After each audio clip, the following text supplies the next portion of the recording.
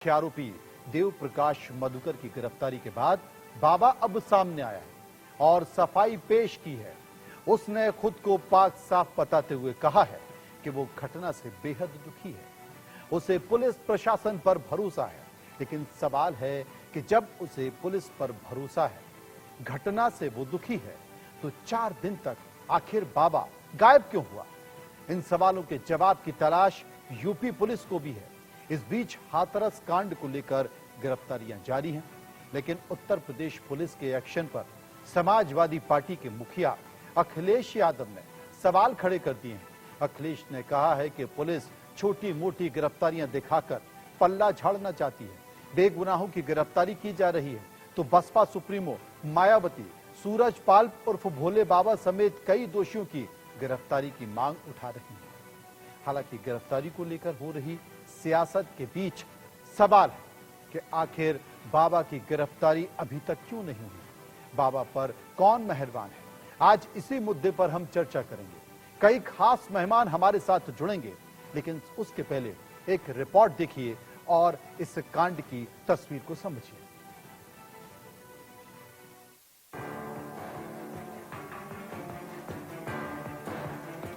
जिसके सत्संग में मौत का तांडव हुआ, जिसके दामन पर 123 मौतों का दाग है, वो बाबा 4 दिन बाद आखिरकार कैमरे के सामने आया, सफाई पेश की और हादसे का गुनाहगार कौन है ये भी बताने लगा।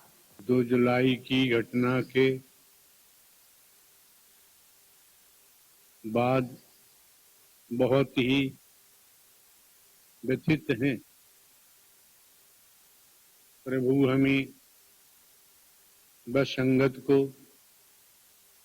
इस दुख की घड़ी से उबरने की शक्ति दें।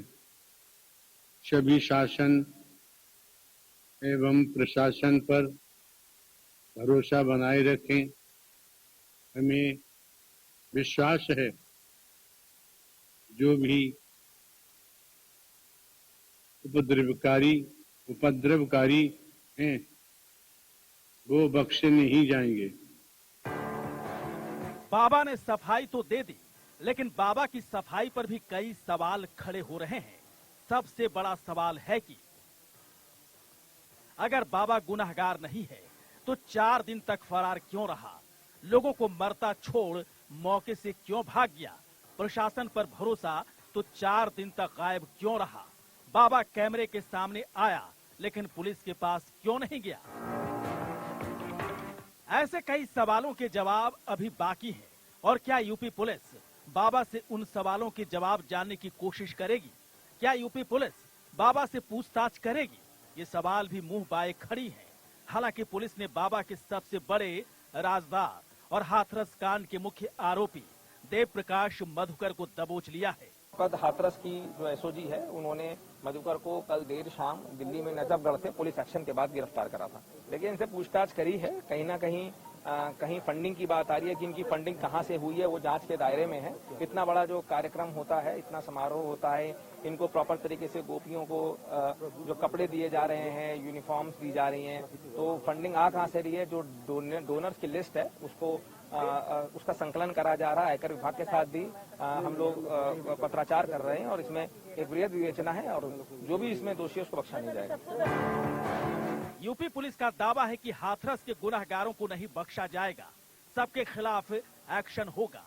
लेकिन आरोपियों की गिरफ्तारी पर समाजवादी पार्टी के मुखिया अखिलेश यादव ने सवाल खड़े कर दिए। उन्होंने सोशल मीडिया एक्स पर पोस्ट कर लिखा, उत्तर प्रदेश शासन प्रशासन हाथरस हादसे में अपनी नाकामी छुपाने के लिए छोटी मोटी गिरफ्तारियां दिखाकर सैकड़ों लोगों की मौत से अपनी जिम्मेदारी का पल्ला झाड़ना चाहता है। शासन प्रशासन किसी खास मंशा से व्यर्थ में ऐसे लोगों को गिरफ्तार कर रहा है जो मूल आयोजन स्थल से दूर थे और गिरफ्तारी के बाद उनको ही दोषी ठहराए जाने की तैयारी कर रहा है। ये गिरफ्तारियां स्वयं एक षड्यंत्र है।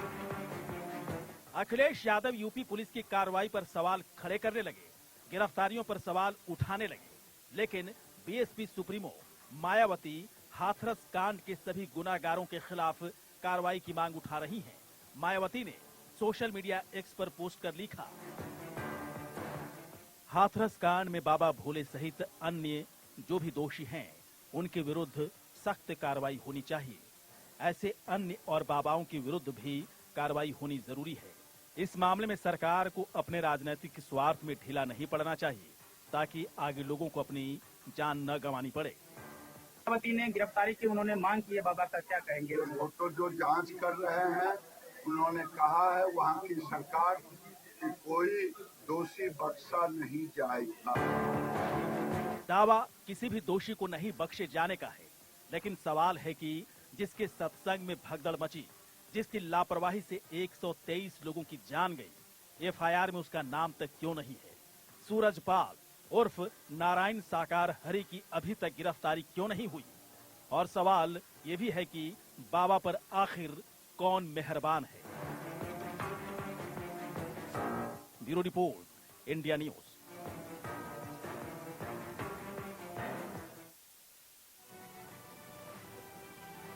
हादसे पर मेहरबान और कौन है बाबा पे कई सारे सवाल जो बाबा पे हैं, उनमें मैं आपको फहरिस्त बता देता हूं कि सबसे बड़ा सवाल, देश का सवाल बाबा पर क्या है? अब तक बाबा की गिरफ्तारी क्यों नहीं हुई? 4 दिन तक चुप क्यों रहा नारायण साकार हरि? निर्दोष है तो मौके से आखिर क्यों भाग गया सूरजपाल? बाबा कैमरे के सामने आया, पुलिस को क्यों नहीं दिखाई दिया? आरोपियों की गिरफ्तारी पर सियासत आखिर क्यों हो रही है? ये कई सारे सवाल हैं जो देश के सामने हैं। विस्तार से चर्चा करेंगे। एसएन सिंह जो कि प्रवक्ता बीजेपी इस वक्त हमारे साथ मौजूद हैं, प्रियंका गुप्ता जो कि कांग्रेस की प्रवक्ता हैं, प्रोफेसर भवन भास्कर हमारे साथ मौजूद होंगे। इसके साथ साथ समाजवादी पार्टी के प्रवक्ता रंजन द्विवेदी और तमाम सारे लोग मेरे साथ होंगे। सबसे पहले मैं एसएन सिंह हमारे साथ मौजूद हैं, उनसे मैं बात करूंगा। एसएन सिंह साहब, उत्तर प्रदेश की सरकार पर कई सारे सवाल उठ रहे हैं।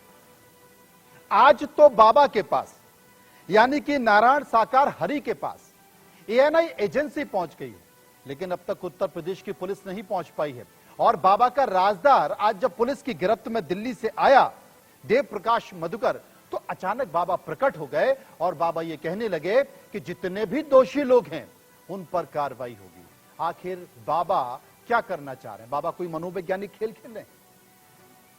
देखिए आदरणीय मनोज जी, आप तो एक वरिष्ठ पत्रकार हैं और जानते हैं उत्तर प्रदेश की पुलिस और उत्तर प्रदेश की सरकार वो गुनाहगारों पे कठोर कार्रवाई करती है, एक नजीर पेश करती है। और उस दिन से भी भारतीय जनता पार्टी की सरकार, आदरणीय पूज्य योगी आदित्यनाथ जी कह रहे हैं कि जो गुनाहगार होंगे वो नहीं बचेंगे। यही तो बात है कि गुनाहगार पे कार्रवाई हो, न कि कार्रवाई हो जैसे समाजवादी पार्टी और कांग्रेस के लोग कह रहे हैं। अगर कोई गुनाहगार है, निश्चित तौर पे इसमें 20 से अधिक गिरफ्तारियां हुई हैं, लोगों से लगभग 90 लोगों से पूछताछ जारी है, तो उस वहां तक पहुंचा जाए कि वाकई गुनाहगार कौन है। कहीं ऐसा तो नहीं कि कुछ राजनीतिक पार्टी की मंशा हो कि वास्तविक गुनाहगार उसका करीबी हो और वो बच जाए।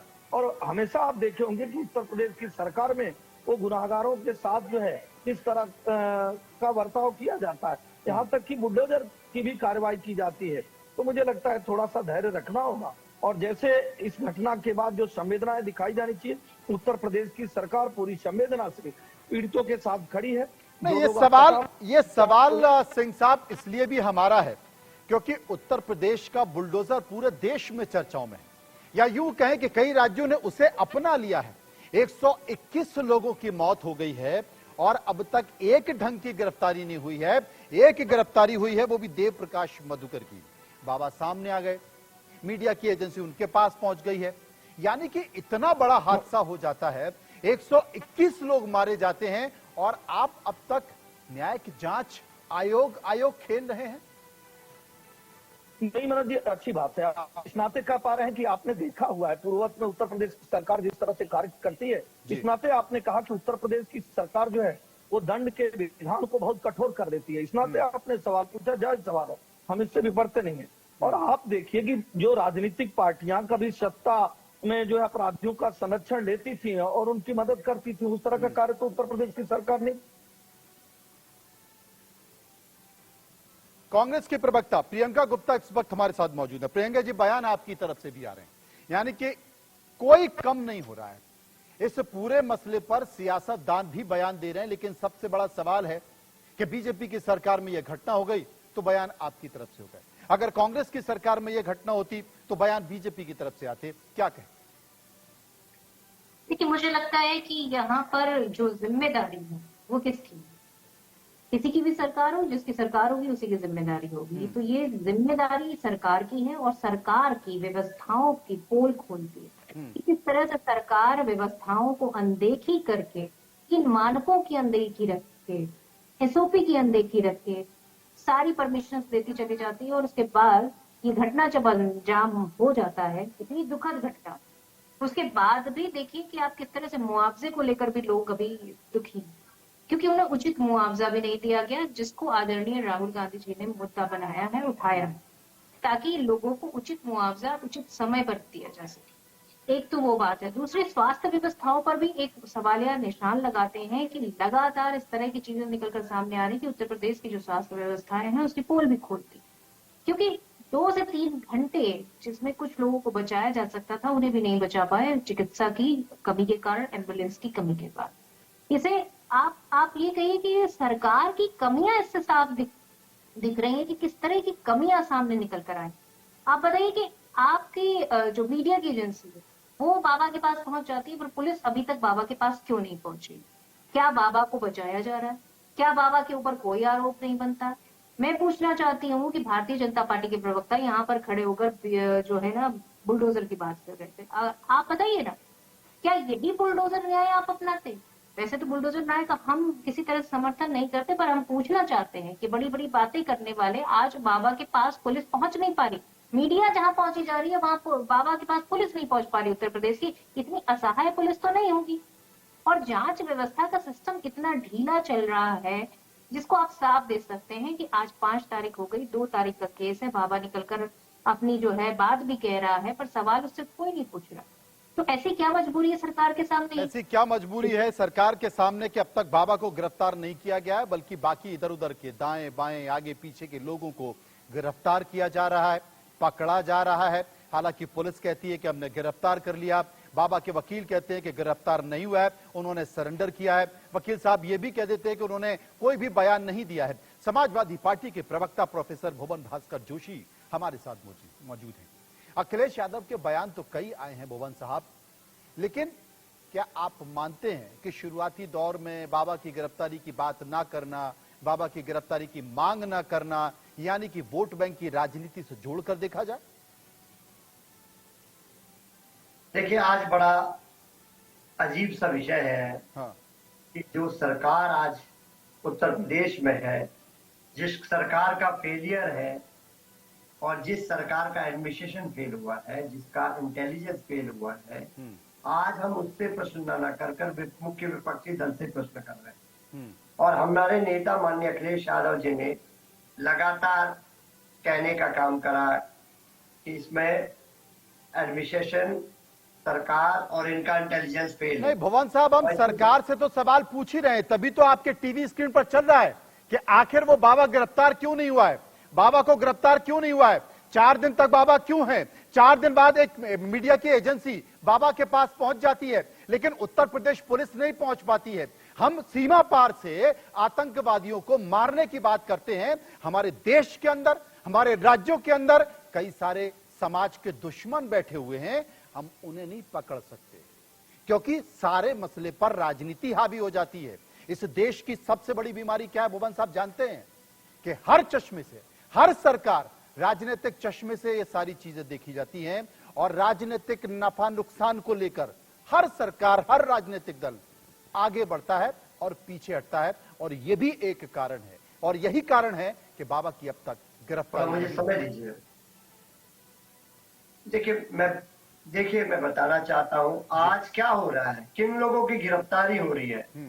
माननीय अखिलेश यादव जी ने भी कहने का काम करा, जो निर्दोष लोग, जिनका इससे कोई संज्ञान नहीं है इस विषय से, उन लोगों की गिरफ्तारी हो रही है। उन्होंने अपने सोशल मीडिया पर उस लोगों की गिरफ्तारी का विरोध करा है, उन्हें बताने का काम करा कि कौन व्यक्ति की ऐसी गिरफ्तारी हो रही है। आज सरकार क्या चाह रही है? सरकार चाह रही है कि 2-4 लोगों को आनन फानन में गिरफ्तार करके अपनी जिम्मेदारी से बच जाए, जबकि बाबा पे कोई कार्रवाई नहीं हो पा रही।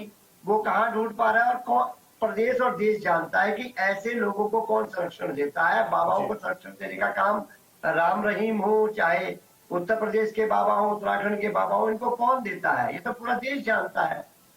ये आपका कहना बिल्कुल सही है कि आखिर इन बाबाओं को संरक्षण कौन देता है? इन बाबाओं को छोटा आदमी से लेकर बड़ा आदमी कौन बनाता है? क्योंकि इनके मंच पर तमाम राजनेता, मंत्री, मुख्यमंत्री घुटने टेकते हैं।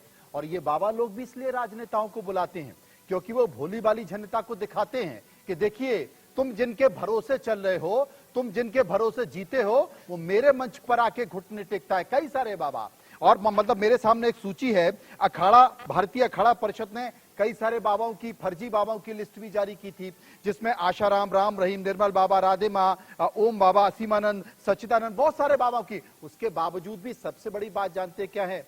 हमारे समाज में इतनी चेतना नहीं है और ना ही सामाजिक चेतना विकसित करने का प्रयास किया जा रहा है कि इन बाबाओं जो भोली भाली जनता को फंसाते हैं, सबसे ज्यादा जिम्मेदार तो जनता है, लोग हैं, समाज है, कि इन बाबाओं के भरोसे रहते हैं। वो अंधविश्वास का मायाजाल रचते हैं, इन जनता को, भोली भाली जनता को फंसाते हैं और जनता फंसती चली जाती है। और हमारा शासन, प्रशासन, नेता, सरकारें इनके भरोसे होते हैं। जब बाबाओं के मंच पर, बाबाओं की सभाओं में अगर नेता, मंत्री, मुख्यमंत्री और पुलिस, उत्तर प्रदेश की पुलिस हाथ जोड़कर खड़ी होगी तो क्या संकेत आएंगे? एसएन सिंह के पास में आऊंगा, लेकिन रंजन द्विवेदी जो कि पूर्व डीजीपी उत्तर प्रदेश से हमारे साथ मौजूद हैं, उनके पास हम चलेंगे। द्विवेदी साहब, आप क्या मानते हैं, जिम्मेदार कौन है? सबसे पहले तो हमारा समाज ही जिम्मेदार। रंजन साहब, मेरी आवाज आपको मिल रही है? हाँ, आ रही है। रंजन साहब, आप जिम्मेदार किसे मानते हैं? देखिए, ये प्रश्न बहुत लंबा है और इसका उत्तर लंबा है जी। प्रथम तौर पे तो जो कानून हमारा बना हुआ है, इतना लचर है, उसमें किसी प्रकार का प्रावधान नहीं है कि इस प्रकार की मीटिंग की परमिशन ली जाए जब तक कि 144 न लगी। तो ये उस पहलू में हम नहीं जाना चाहेंगे क्योंकि ये बहुत लंबा है और अभी तक ऐसा कानून नहीं आया है कि किस प्रकार का आयोजन होना चाहिए, उसमें जिम्मेदारी किसकी है। अभी जिम्मेदारी जो है वो एसडीएम और सीओ में डीएम एससी बटी हुई है, उस कारण इतनी घटनाएं होती हैं, उसमें किसी को सजा नहीं मिलती है। क्यों? क्योंकि जिम्मेदारी फिक्स नहीं हो पाती है। एक एजेंसी होनी चाहिए, चाहे एसडीएम की जिम्मेदारी हो और जो रिपोर्ट दे जिम्मेदारी उनकी होगी, या सीओ की जिम्मेदारी हो, आदमी जाए थाने में रिपोर्ट दे, थाना अपनी रिपोर्ट बना के सीओ को दे, सीओ परमिशन दे और उसमें देखिए क्या क्या है। दूसरा, इसका कोई स्टैंडर्ड प्रोटोकॉल और एसओपी नहीं बना हुआ है। अगर ऐसी समस्या आती है, कोई अपना एप्लीकेशन देता है तो उसमें क्या क्या जो है प्रोहिबिशन होनी चाहिए, क्या डायरेक्शन होनी चाहिए, किस प्रकार का इंतजाम होना चाहिए, इसका पूरा टेम्पलेट बन के लगना चाहिए और उसके हिसाब से परमिशन देनी चाहिए। हमें विश्वास है, आप मंगाइए, अगर आप एसडीएम साहब का आदेश बनाएंगे तो उसमें ये सब चीजें आपको नहीं मिलेगी। तो एक तो कानूनी पक्ष है, उसको हम अलग करें। उसके अलावा यह है कि जो समन्वय होना चाहिए पुलिस में और प्रशासन में और आयोजनकर्ताओं में, वो समन्वय नहीं होता है। अगर समन्वय हो तो पुलिस कहती है कि साहब आप ये 200 बीघा का क्षेत्र है, इसको इस सेगमेंट में डिवाइड करिए, कॉर्डन करिए, जिसमें भीड़ इकट्ठा न हो पाए। ये निर्देश दिए जाते सूरज पाल जी को कि देखिए इस इतनी बड़ी भीड़ में, जब उनको पता है कि 80,000 की परमिशन थी और 2.5 लाख आदमी आ गए, तो ये उनकी जिम्मेदारी थी कि देखिए जनता जो है ना पुलिस की बात सुनती है ना सेवादारों की, लेकिन वो सूरज पाल की बात अवश्य सुनती हो। तो उन्हें ये संयम होना चाहिए था कि वो धीरे धीरे निर्देश देके वहां से क्राउड को डिस्पर्स कराते कि पिछले की 5 लाइन जाए, फिर 5 लाइन जाए, 5 लाइन जाए, भीड़ कम होती, उसके बाद जाते। क्योंकि ऐसी स्थिति में वो जा रहे हैं, 2.5 लाख आदमी है, अगर 1000 पुलिस वाले भी होते वहां पे तो उसको कंट्रोल करना इतना नामुमकिन था।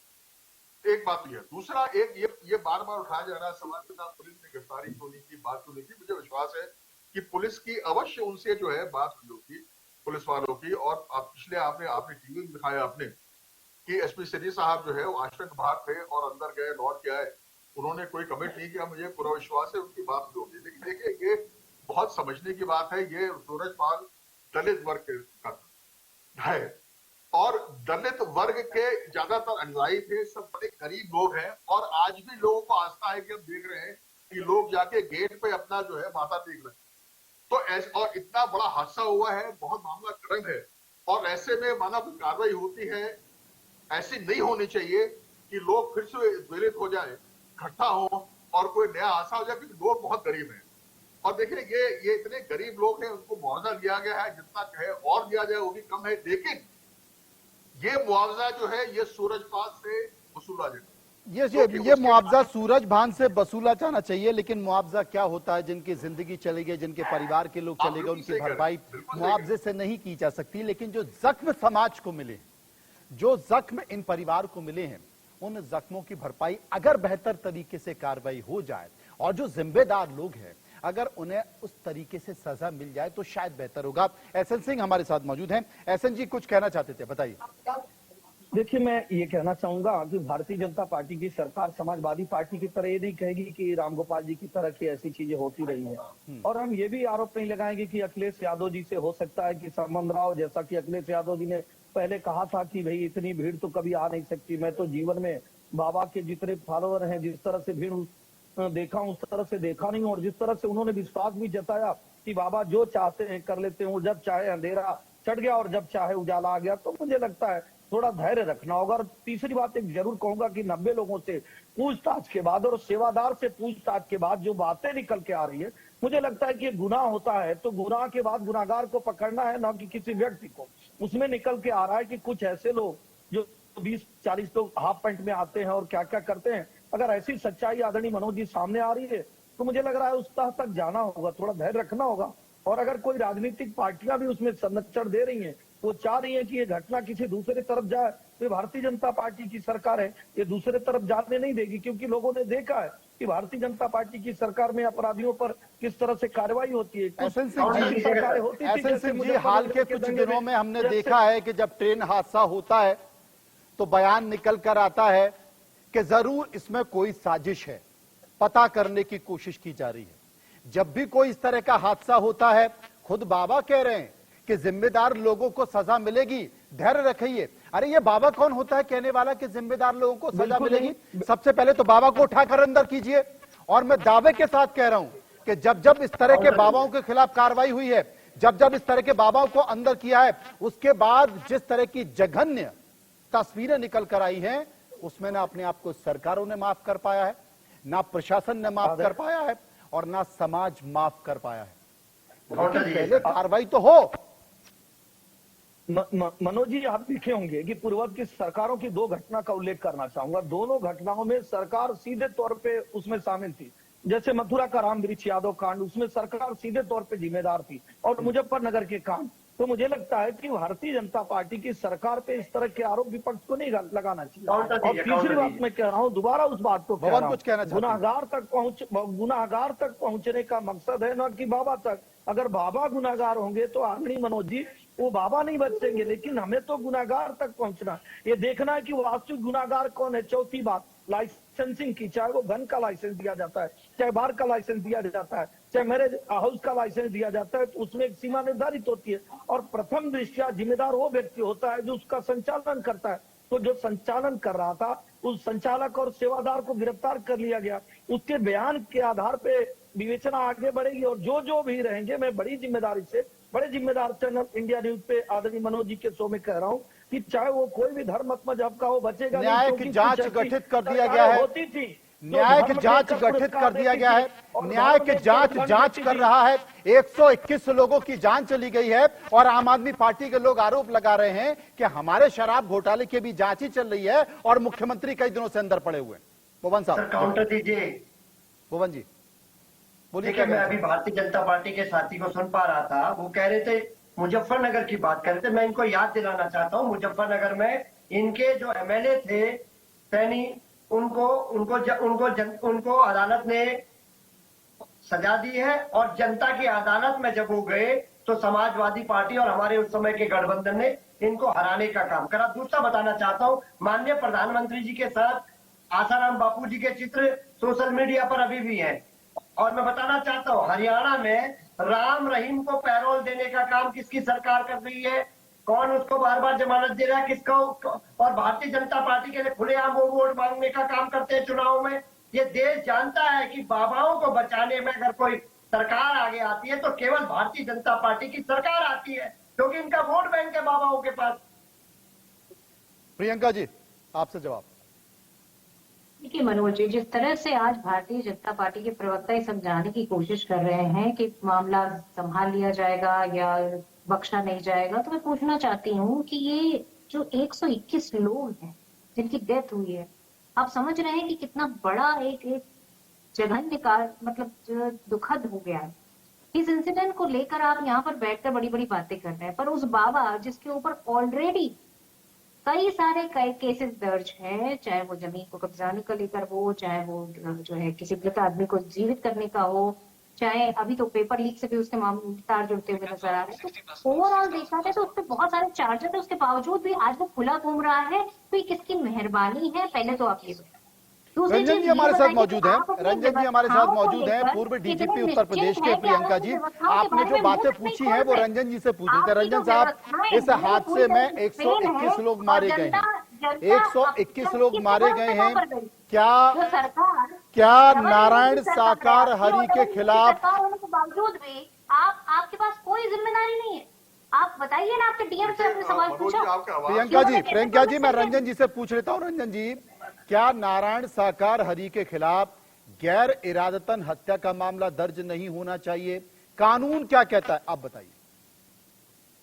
देखिए, आप एकदम सही कह रहे हैं कि कानून जो है, उस कानून में अगर 304 जो पुरानी धारा थी 304 की, और एक 304A भी है, क्योंकि ऐसी बात काम करें आप जिसमें कि औरों कोई आदमी जो है जान गंवा दे, कोई आप ऐसी लापरवाही करें, तो ये 304A में तो आती ही है कि उसकी लापरवाही थी। लेकिन देखिए, नारायण हरि का बचना जो है मुश्किल है। नारायण हरि ने यही कांड नहीं है, इसके पहले जो वो जादू दिखाता रहा है, इलेक्ट्रॉनिक्स यूज करके लोगों के बेवकूफ बनाता रहा है, पानी पिला के कैंसर ठीक करता रहा है, तो इसको जो है, इसके तमाम एक्ट है, drug and magic substances act है, इस तरह का एक्ट है जिसमें की धारा है, जिसमें कि वो निश्चित तौर पर एक्यूज होगा और उसके खिलाफ कार्रवाई होगी। तो एक लंबी फहरिस्त है, और लेकिन टाइम हमने बताया आपको ना, राम रहीम का केस हुआ था, राम रहीम अरेस्ट हुआ, लोग पीड़ित हो गए, इतने लोग मर गए, इतना नुकसान हुआ, तो 2.5 लाख लोग थे वहां पे, इसके 2.5 करोड़ कम से कम न्यायी होंगे, अभी भी आशा रखते हैं। तो बड़ी संजीदगी से कार्रवाई करने की जरूरत है, जिसमें ये गरीब लोग हैं, हालांकि उसके और वर्ग के लोग भी उसके अनुयायी थे, लेकिन अधिकांशतः दलित वर्ग के हैं, तो गरीब लोग हैं, इनको जो है। रंजन जी, एक बात मैं आपसे पूछना चाहता हूं, मुझे एक बात का जवाब दे दीजिए।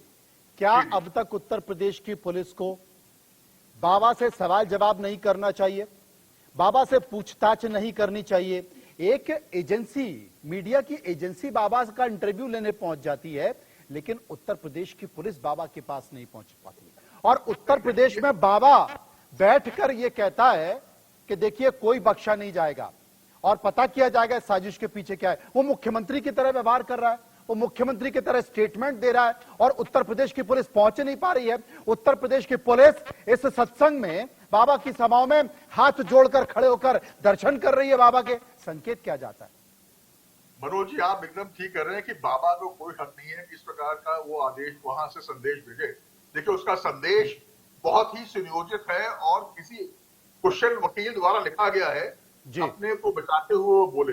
लेकिन ये कहना कि पुलिस वहां तक नहीं पहुंची है, तो मेरे ख्याल से थोड़ा सा ये अस्वाभाविक है। पुलिस ने बात की होगी, उससे बातचीत की होगी, जरूर मिले होंगे। अरेस्ट हुई है, ये अलग बात है, और पूरा हमने बताया ना, अरेस्ट करने में ये सब दिक्कतें हैं, और ये देखना पड़ेगा क्या उचित समय है इस पे कार्रवाई करने की। ये पुलिस ने जरूर बात की होगी, और ये बाबा बचेगा नहीं, निश्चित तौर पर बचेगा, और जब कायदे से कार्रवाई होगी तभी उस पर शिकंजा करना जाएगा।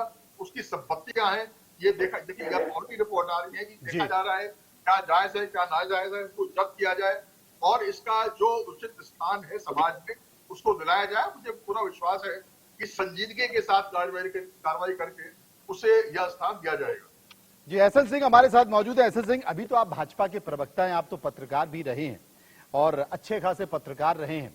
एसएन सिंह, मैं आपसे एक चीज पूछना चाहता हूं, क्योंकि ये सहयोगी है कि अभी उत्तर प्रदेश में बीजेपी की पार्टी है, बीजेपी की सरकार है, और लोग ये कहते हैं कि साहब बीजेपी मतलब बाबाओं की पार्टी।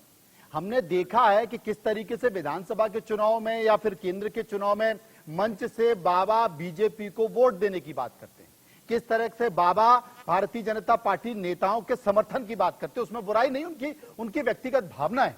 लेकिन सवाल तब उठता है जब इस तरह की घटनाएं होती हैं और जो प्रशासन है, जो आईपीसी है, जो कार्रवाई होनी चाहिए, जितना एक्टिव प्रशासन को होना चाहिए, प्रशासन हो नहीं पाता है और बाबा ज्ञान पेल रहा होता है। और ऐसे ज्ञान पेलता है जैसे वो खुद उस राज्य का गृह मंत्री हो, खुद उस राज्य का मुख्यमंत्री हो, और वो ये मान चुका है, बाबा ये संदेश दे रहा है कि ये तो साहब किसी और की साजिश है। जैसे हर मामले में बीजेपी कह देती है ये पाकिस्तान की साजिश है।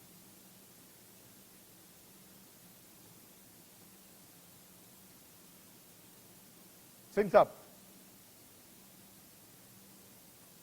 एहसन सिंह का फ्रेम फ्रीज हो रहा है बार बार।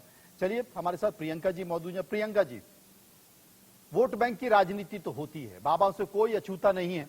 ऐसी कोई भी राजनीतिक पार्टी, कोई भी राजनेता ऐसा नहीं है जो बाबाओं के मंच पर न जाता हो, बाबाओं के आशीर्वाद न लेता हो और एक संकेत देता हो, क्योंकि दबाव है। दबाव इस बात का है, चाहे वो कोई हिंदू धर्मगुरु हो या फिर कोई मौलाना हो, दबाव इस बात का है कि क्या करे भैया, वोट बैंक की राजनीति जुड़ी हुई है, ये हमें करना ही पड़ेगा। लेकिन इस तरह के मामलों में कम से कम राजनीति नहीं होनी चाहिए और इस तरह के मामलों में कार्रवाई गंभीरता से होनी चाहिए, सरकार किसी की भी। देखिए मनोज जी, मैं पहले ही कह चुकी हूँ कि राजनीति का कोई मतलब नहीं है इस घटना से। आदरणीय राहुल गांधी जी जो नेता प्रतिपक्ष हैं वो आए और उन लोगों का दुख बांटने की कोशिश की। उनकी जो मेन समस्या थी, जो उनके जो पैसे को लेकर थी, वो भी उन्होंने उठाई। तो कहीं ना कहीं राजनीति तो कहीं थी ही नहीं। पूरी तरीके से आप देखिए किस तरह से लोग उनके गले लिपट कर रो रहे थे। जिन्होंने अपने परिवारों को खो दिया, वो सिर्फ क्या चाह रहे थे, वो आर्थिक रूप से मदद चाह रहे थे, उसके साथ में सिर्फ और सिर्फ लोगों को मतलब सिर्फ सपोर्ट चाहिए था। पर वहां दूसरी पिक्चर भी देखने को मिली, दूसरी पिक्चर ये देखने को मिली कि लोगों के अंदर इतना अंधविश्वास है, उसके बावजूद भी, इतनी बड़ी घटना के बावजूद भी लोगों के अंदर अभी भी अंधविश्वास बाबा को लेकर मौजूद है। उस पानी के बारे में आप सोचिए कि जिस पानी को पीने से लोगों को बीमारियां ठीक कर रहा था वो बाबा। तो इन सारी चीजों को लेकर मुझे लगता है कि सबसे ज्यादा इंपॉर्टेंट जो चीज है कि वो एक कानून बनना चाहिए केंद्रीय स्तर पर।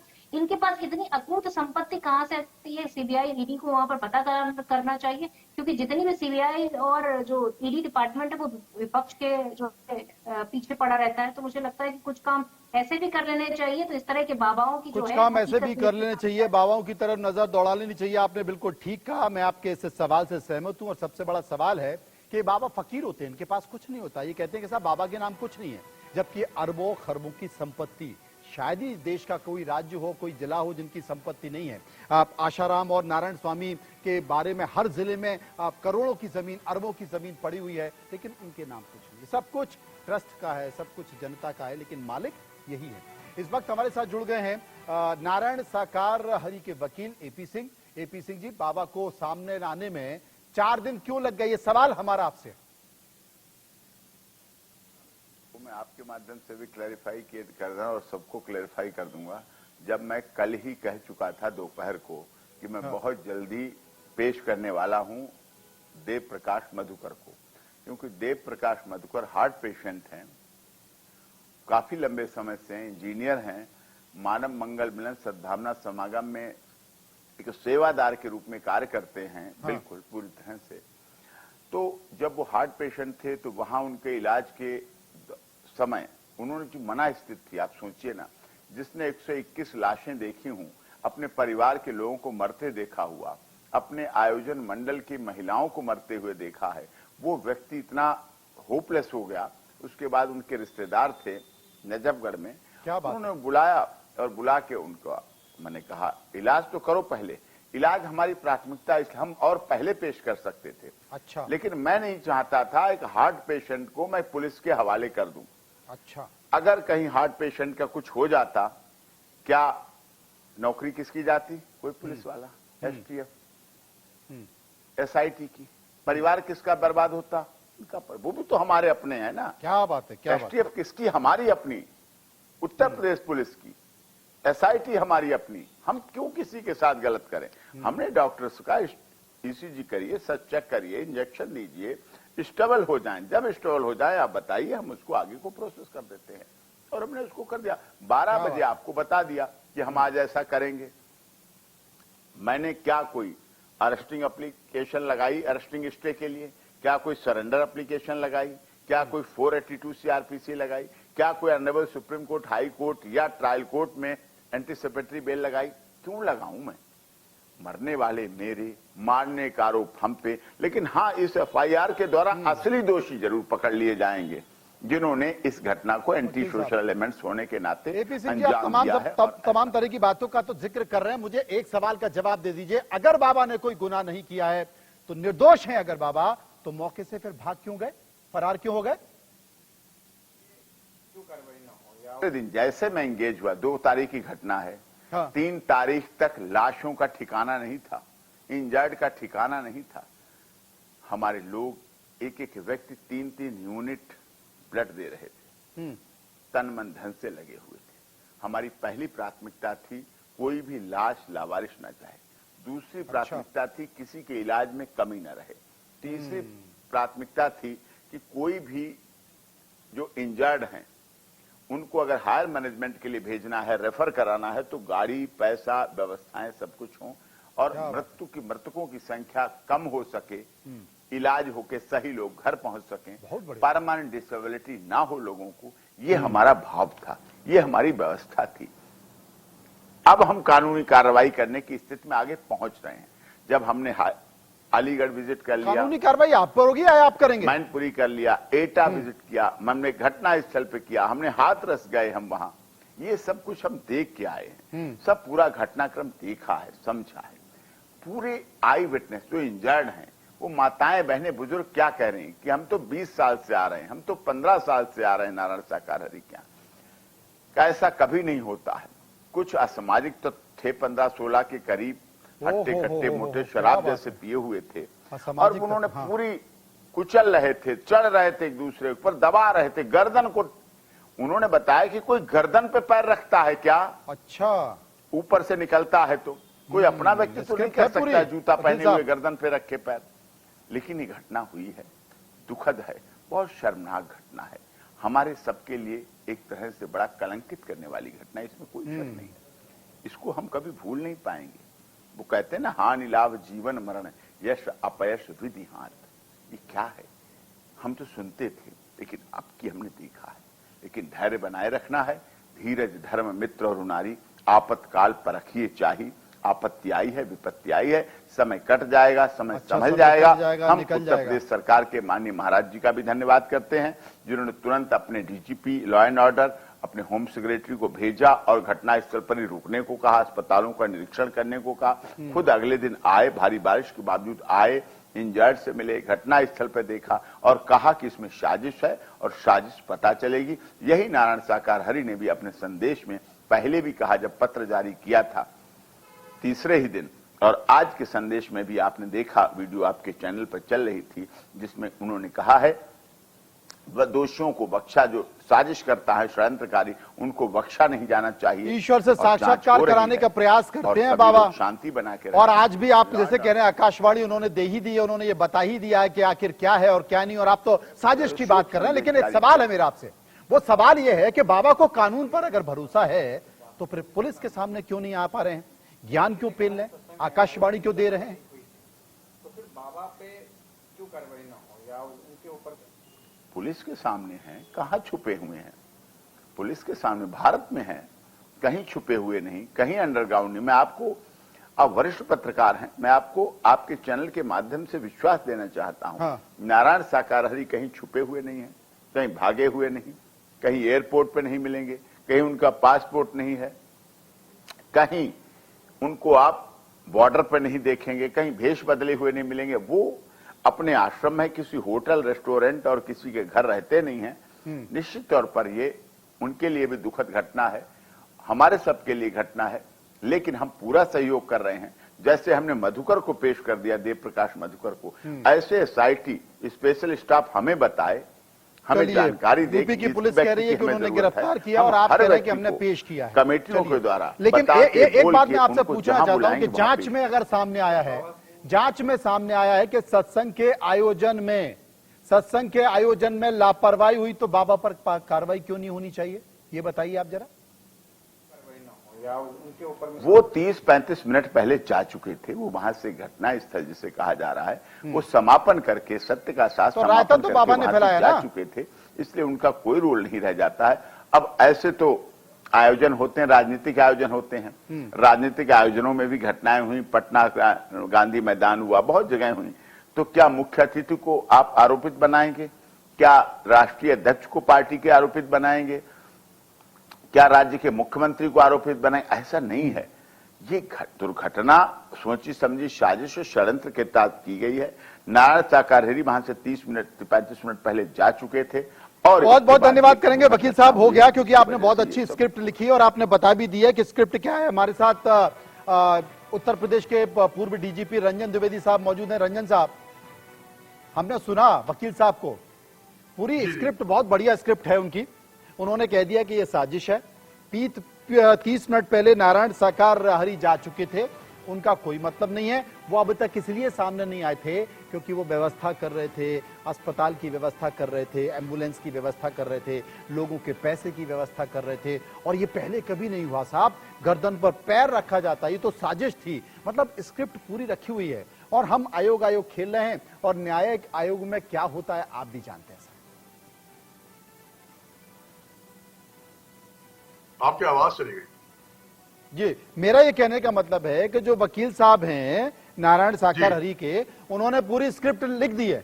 उन्होंने कह दिया ये साजिश है, बाबा जी हार्ट पेशेंट हैं, 3 दिन से वो लोगों का इंतजाम कर रहे थे इलाज कराने का, और अब वो आ जाएंगे। वो भाग थोड़ी रहे हैं, ना तो वो देश छोड़ के जा रहे हैं, ना कहीं एयरपोर्ट पर हैं, ना किसी बॉर्डर पर है, आ जाएंगे। भरोसा देखिए।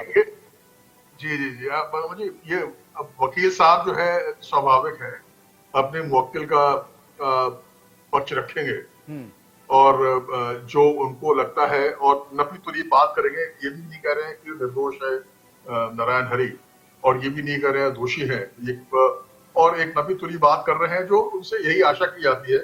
लेकिन अब वकील साहब से हमारा थोड़ा इतना ही निवेदन होगा, बड़ा थोड़े सम्मान के साथ, कि जब उनको ये आप सही, वो सही कह रहे हैं, ठीक है अगर भीड़ है तो मुख्य अतिथि को क्या आप कहेंगे, लेकिन जब उनको पता चल गया एक बार कि 80,000 की जगह 2.5 लाख लोग आए हैं, तो ये क्या जिम्मेदारी उनकी नहीं बनती थी। और अगर वो ऐसे दूरदर्शी भी हैं, उनको पता है कि ब्रह्मांड में क्या हो रहा है और वो उनको शक्तियां हैं, तो उन्हें नहीं लगा कि इतनी बड़ी भीड़ को जो है शांति पूर्वक यहाँ से डिस्पर्स कराना भी हमारी जिम्मेदारी है। भीड़ तो उनके लिए आई थी ना।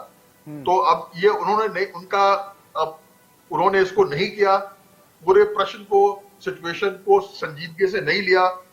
ये लापरवाही उनकी अवश्य है, और उनको मैंने बताया ना कि ये समय लगेगा, लेकिन कार्रवाई अवश्य होगी। कार्रवाई क्यों? क्योंकि कार्रवाई सिर्फ घटना ये नहीं है, इनका जो पूर्व का इतिहास है, लोगों को जो है इसे छल फरेब करने का, साइंटिफिक वो दिखाने का, सुरक्षित चक्र बनाने का, बिजली कड़कने का बनाने का, लोगों को बेवकूफ बनाने का, तो पर्याप्त कानून है ये बताने के लिए कि ये सब जुर्म की परिधि में आता है। और लेकिन संजीदगी से कार्रवाई करनी होगी। ऐसा ना हो कि दोबारा कोई दुर्घटना हो जाए। करीब लोग इनके अनुयायी हैं, 2.5 करोड़ करीब ऊपर से ऊपर अनुयायी होंगे। दोबारा ऐसा ना हो कि इकट्ठा हो और कोई अनहोनी हो जाए। तो संजीदगी से कार्रवाई हो, शांति से हो, लेकिन होगी जरूर निश्चित तौर पे। मोहन साहब, एक संकेत तो वकील साहब ने दे दिए कि साहब ये साजिश है।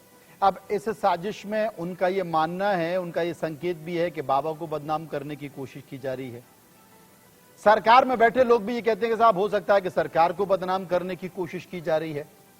और आप कहते हैं कार्रवाई होनी चाहिए। कार्रवाई क्या होगी? पहले तो न्यायिक आयोग अपनी रिपोर्ट बना ले, रिपोर्ट बना के उसमें तमाम सारी बातें कर दे। तब तक वकील साहब कह रहे हैं कि साहब हमने कोई पहले से जमानत की बात की है क्या, हम हाई कोर्ट सुप्रीम कोर्ट गए क्या? क्योंकि उन्हें भी अभी लग रहा है कि अभी जल्दबाजी नहीं है करने की, अभी सरकार दबाव में है, प्रशासन दबाव में है, जब जरूरत होगी तो कर लेंगे।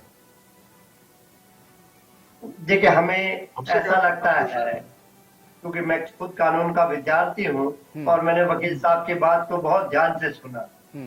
मुझे ऐसा लगता है कि अब उनको बचाने की स्क्रिप्ट में काम हो चुका है और सरकार और खुद बाबा जी अब इस दिशा में काम कर रहे हैं।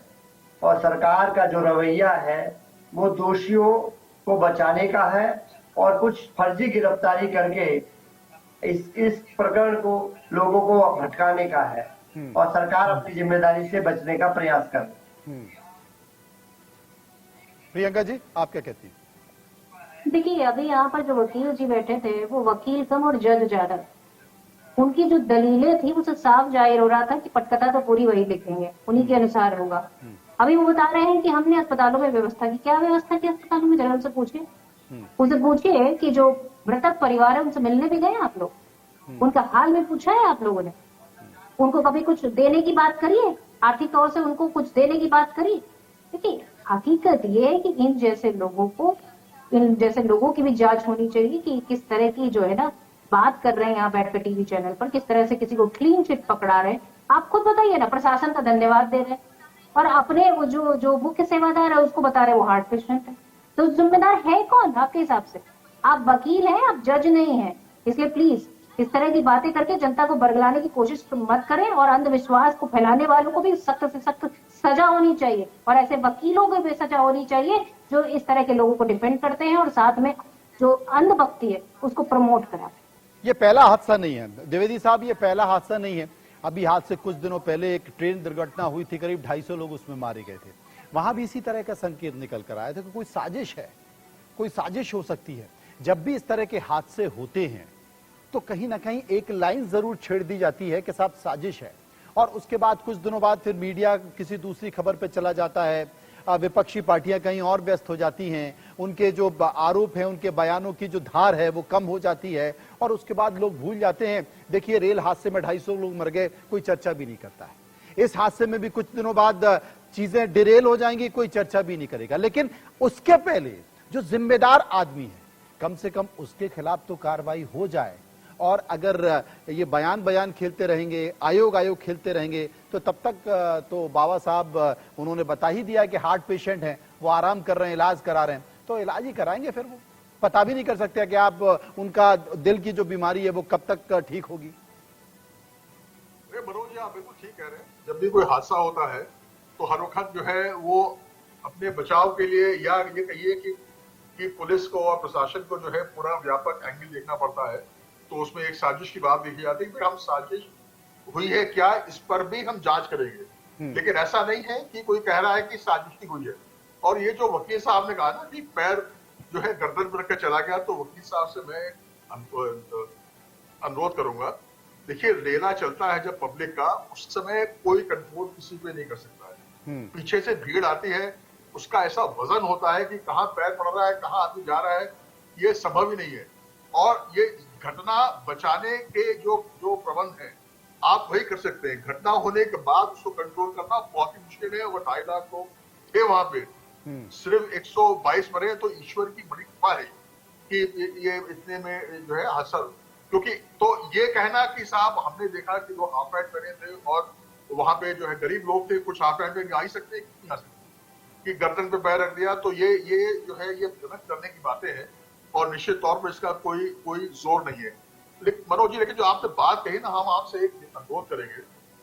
जो आपने कहा ना, हादसे होते रहते हैं, और हादसे होते रहेंगे, लेकिन लगातार जो है आप ये भी दबाव बनाइए कि इस संबंध में आगे हादसे ना हो। सरकार इस पे क्या कर रही है और क्या प्रयोजन किया गया। देखिए, डिजास्टर मैनेजमेंट में, नेशनल डिजास्टर मैनेजमेंट अथॉरिटी में मैं एडवाइजर रहा हूं। मैं आपदा प्रबंधन का सिद्धांत ये है, आपदा होने पे आप कुछ नहीं कर पाएंगे। आपदा प्रबंधन मतलब कि आपकी तैयारी क्या है। डिजास्टर प्रिवेंशन जो है और प्रिपरेशन, वही डिजास्टर मैनेजमेंट है। एक बार हो गया तो कुछ नहीं कर पाएंगे। तो लगातार मैं आपसे ये अनुरोध करूंगा कि अपने चैनल के माध्यम से, अपने व्यक्तित्व के माध्यम से ये जोर लगाएं कि सरकार इस पे सामने आए कि इस प्रकार की घटना दोबारा न हो। क्या कर रही है, क्या एक्शन ले रही है, इसको पब्लिक डोमेन में लाए और इस पे स्टेटमेंट दे। ये बड़ा सवाल है भुवन साहब। ये तो आरोप प्रत्यारोप का दौर हो गया, राजनीति की बात हो गई, सरकार की कार्रवाई होगी, लेकिन कहीं ना कहीं हमारा समाज भी जिम्मेदार है। कई सारे ऐसे बाबा हैं इस देश में, कई सारी ऐसी तस्वीरें आई हैं कि बाबाओं ने अपने छल के माध्यम से, बाबाओं ने अपने प्रभाव के माध्यम से, अपने बयानों के माध्यम से, अपने आभा मंडल के माध्यम से इस देश, इस समाज के लोगों को ठगा है। ठगा ही नहीं, बल्कि उनके साथ जघन्य अपराध भी किया है, बच्चियों के साथ, महिलाओं के साथ, कई लोगों के परिवार भी तोड़ दिए। इस मामले में भी जो श्रीमान बाबा हैं नारायण हरि साहब, इनके बारे में भी बहुत सारे बयान आ रहे हैं, कई सारी तस्वीरें इस तरह निकल कर आएंगी। लेकिन बावजूद इसके हमारे देश के लोग, हमारे समाज के लोगों की आंखों पर पट्टी है। तो सबसे पहले तो हम लोग जागे कि कोई भी इंसान, कोई भी मानव आपका ईश्वर से साक्षात कैसे करा देगा, और अगर वो ईश्वर से साक्षात करा देगा तो सबसे पहले तो वो खुद ही जाकर जंगल में चला जाएगा, मोह माया की दुनिया ताक देगा। वो बड़ी गाड़ी में क्यों बैठेगा, वो एसी का इस्तेमाल क्यों करेगा, उसके तमाम सारी संपत्तियों को क्यों एकत्रित करेगा। तो ये हमको सबसे पहले जागृत होने की जरूरत है। पवन साहब, देखिए, हमें लगता है कि आज कोई ना कोई ऐसा कानून की भी आज देश आवश्यकता पड़ रहा है कि किस प्रकार इस प्रकार की दुर्घटना को आगे पुनरावृत्ति ना हो, इस दिशा में भी आगे काम करने की आवश्यकता है। लेकिन अभी जो सबसे पहले काम होना चाहिए कि जो मुख्य अभियुक्त हैं उनको सामने लाया जाए, उन पर कार्रवाई हो, और जो अभी जिनको मुआवजा नहीं मिल पा रहा है, जिनकी स्वास्थ्य की चिंता नहीं हो पा रही है, हम सरकार से अनुरोध करते हैं कि अपना सारे काम छोड़कर सबसे पहले वहां पर लोगों के जो पीड़ित हैं, दुखी हैं, जिनकी लाशें नहीं मिल पा रही है, उनकी मदद करने का काम करें। चलिए, उनकी मदद करने का काम करें। बहुत बहुत शुक्रिया करेंगे सभी लोगों का। उम्मीद करेंगे कि सरकार इस पर जल्द से जल्द कार्रवाई करे। और जो श्रीमान नारायण हरि साकार हैं, जो आकाशवाणी पेल रहे हैं और अपने बयान दे रहे हैं, वो बयान देने की जगह पुलिस उन तक पहुंचे, उनसे सवाल जवाब